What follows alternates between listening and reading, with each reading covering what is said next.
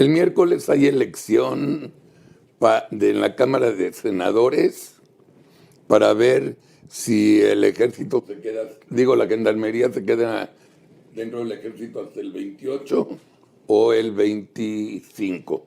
Ok. A 24, ¿no? Finales de este ¿No era 25? No, de esta administración. Okay, finales de esta. Ok.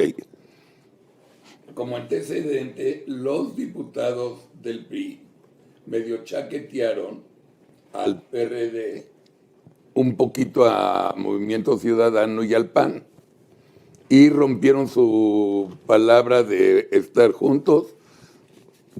En una moratoria incluso constitucional que llamaban. Entiendo que AMLito tenía que salvar sus pompas, ¿ok? Y traicionó a estos tres partidos.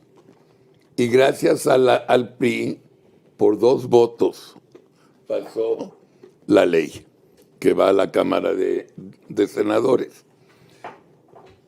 Los senadores encabezados por Chong, que son 11 priistas, parece que odian a Alito, o no se llevan con Alito.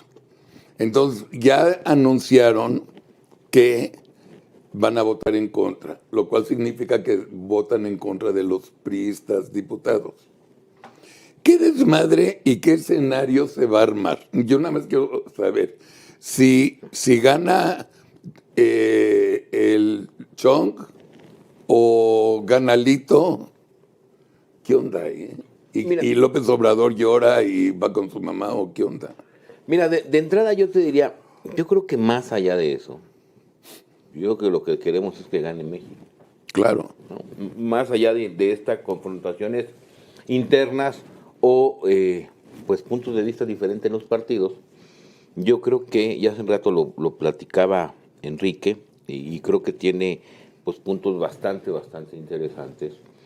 O sea, ¿qué ha pasado con este país que no hemos podido, digamos, desmilitarizar, que no hemos podido tener policía?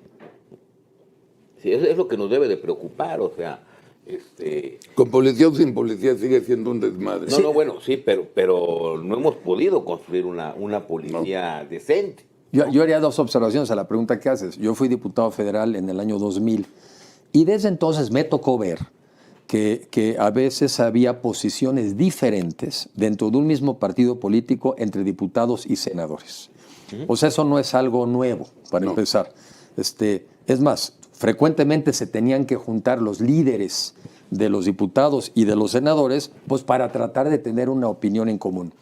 Pero no es difícil que haya opiniones diferentes, entre otras cosas porque la composición de unos y de otros es diferente. En teoría, en el Senado tienes gente más avesada, con más experiencia, con más años, que por cierto es el caso de esta legislatura. Muchos de los legisladores, incluso diputados hoy del PRI, son diputados extremadamente jóvenes. Mientras que de otro lado pudieras tener gente con más experiencia. Mi primera observación, no es una cosa rara que tengan opiniones diferentes. También lo que yo creo que en este caso ha habido, por lo que he escuchado, es que sí ha habido también falta de cortesía. No se les avisó a los senadores que se iba a tomar esta decisión. Eso es como un mínimo, ¿no? Pero siguiendo un poco la reflexión, a ver, este país lo que necesita es una nueva estrategia de seguridad, que obviamente incluye a la gendarmería, pero va mucho más allá de eso. O sea, ¿qué tenemos hoy en día en términos de prevención del delito? ¿Qué tenemos en términos de policías municipales y estatales? ¿Qué tenemos, lo decíamos el otro día, qué tenemos en términos de política de reinserción? Y déjame decirte algo que yo intuí que tenía yo razón, pero pues más vale tener papelito en mano. Yo sigo insistiendo que las reglas de los militares no aplican en la democracia. Y tan no aplican, si me permites nomás leer una... No, pero es que... Es tu programa también. No, pero oye esto, fíjate, es interesante, dice. Delitos contra la jerarquía y la autoridad. ¿Quién dice esto? Esto debe ser una... Hoy hay un código de justicia militar. Ok. Por eso yo digo, las reglas de los militares no aplican en la democracia. Okay. Código de justicia militar. Y dice, insubordinación. Comete el delito de insubordinación el militar que con palabras, ademanes, señas, gestos, ¿no? Igual y demuestras que no estás contento, gestos, o de cualquier otra manera falte al respeto o sujeción debidos a un superior que porte sus insignias o a quien conozca o deba conocer. La insubordinación puede cometerse dentro del servicio o fuera de él. Entonces, otra vez yo insisto, a los militares los estás poniendo en una encrucijada hoy muy fuerte. O cometo el delito de insubordinación y no le hago caso a mi general, o violo las leyes a las que yo estoy obligado a seguir en términos de transparencia, en términos de respeto al medio ambiente. Entonces las pones muy difíciles y muy fáciles. No, pues prefiero violar las leyes del mundo civil con tal de que yo no cometa un delito en el mundo militar. No los podemos poner en ese escenario. O sea, están poniendo a los militares... Acláralo a ver, más. lo voy a aclarar más. Hoy en día, si un militar... Vamos a pensar que hoy un militar lo ponen a hacer un aeropuerto. Ok. Al ponerlo a hacer el aeropuerto, ellos tendrían que haber seguido reglas de licitaciones.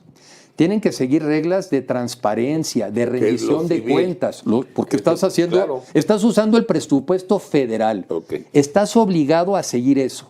Pero si tu general te dice, aquí se va a hacer una asignación directa y se lo vas a asignar a tal empresa. Oiga, mi general, no debo hacerlo. ¿No debes hacerlo? Delito de insubordinación. Oiga, mi general, sí sé que las leyes acá dicen que tenemos que ser transparentes y cuando nos pide información el público tenemos que darle información de los datos. No, porque quedamos que no vamos a dar ningún dato. Mi general, tenemos que hacerlo. No te pongas así porque delito de insubordinación. Entonces, los militares los estamos poniendo con la espada entre la pared.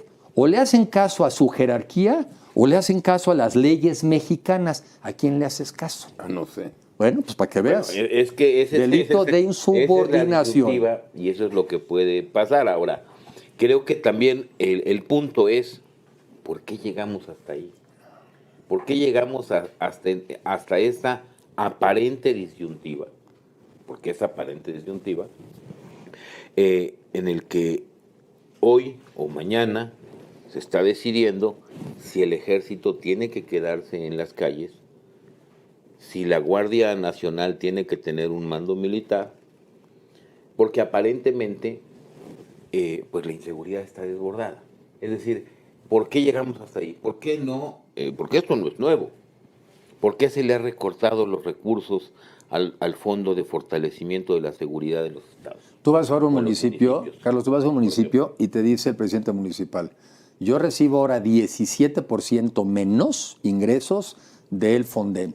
No el Fonden, del Fortamun, fortalecimiento para el municipio, que parte de eso lo usaban para fortalecer policías. Desaparecieron el Fortaseg, que era también un fondo para utilizar para el fortalecimiento de las policías. Entonces luego no es un poco cínico llegar y decirle a la gente, pues no tenemos de otra porque no hay policías municipales y estatales, pero no le estás diciendo que en parte no las hay porque tú les recortaste dinero. Entonces, tampoco es verdad que esté en juego que los militares se salgan de las calles. Ese no es el tema. Lo que está en juego es que el compromiso era que para finales de este sexenio el mando de la Guardia Nacional iba a estar en manos de civiles. Me hago una pregunta. ¿No le alcanza a un gobierno para que en 2 años la Guardia Nacional esté en manos de civiles, que no han de ser más de 100,000 elementos? Si a un gobierno no le alcanza en los próximos 2 años para dejar una Guardia Nacional, entonces ¿para qué le alcanza? Seguro. O sea, entonces, ¿para qué no nos digan que le alcanza para tener un sistema de salud bien hecho, a la danesa, que les alcanza para tener un sistema de educativo bien hecho? O sea, si no les alcanza para una Guardia Nacional en manos de civiles en los próximos 2 años... No les va a alcanzar para nada. Pues no les alcanza para nada. Para ninguna política pública. Quiero ver cómo les cayeron. No, perfecto. No, para ninguna política pública. Y ese es el tema. Es como una confesión de... Perdón, lo digo con respeto. Es como una confesión de incompetencia. No, yo pido 8 años porque ya los 2 que me quedan no me alcanzan. No te alcanzan. Para tener una Guardia Nacional bien armadita en 2 años, todo un gobierno, 8 billones de pesos, dijimos, de presupuesto la semana pasada, y no te alcanza, entonces, ¿para qué te alcanza?